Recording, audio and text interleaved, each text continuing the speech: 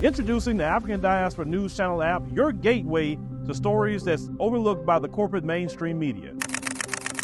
And we serve as the voice to the Tufal Black community. Here we got Dr. Candace Matthews. A lot of these documents, looking at.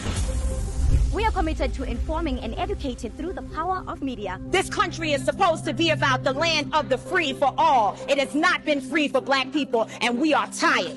With our platform, we're helping to end injustice by exposing it. Join us in standing for excellence in journalism and serving our community. Download the African Diaspora News app today. Dumelang Absheni, Ralocha, Sanbonani, Mulweni. My name is Naledi Mfoloe, and it is my absolute pleasure to welcome you to the latest edition of the African Diaspora News channel, where we unravel the stories that shape our world and our communities. Now, as the violence escalates and increases, thousands of African nationals find themselves trapped and abandoned in desperate need of assistance. Now, in a country where survival seems to be the only priority, migrant domestic workers from countries like Kenya and Sierra Leone are actually struggling to find refuge. Now, many have actually been left behind by the Lebanese employers who fled as the conflict worsened. Now, Regina Blessing Kiaulo, who is a Kenyan domestic worker, voiced the frustration many feel. Now, she said, and I quote, "These people do not care about us, and to them, we are like working machines." Let's have a look. We want to go back home. We just want to go back home because we are tired. Well, we want to go back home.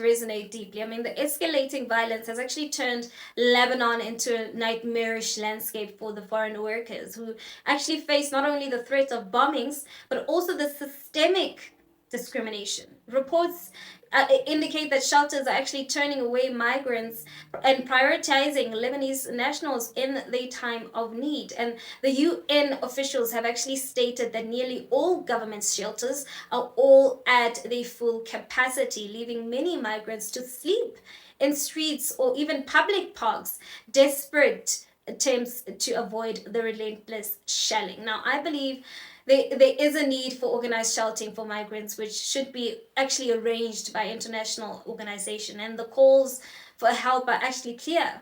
Yet the response from both the local and international authority actually remains alarmingly inadequate.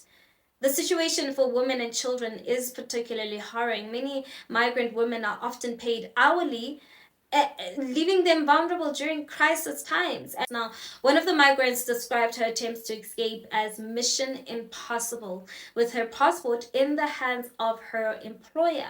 And I think it's shocking that amidst the humanitarian crisis, many embassies and consulates of African nationals in Lebanon have been largely inactive. Now, Sophie Ndonga, who is a community leader, stated the lack of support, saying, and I quote, it's as if we don't have embassies here.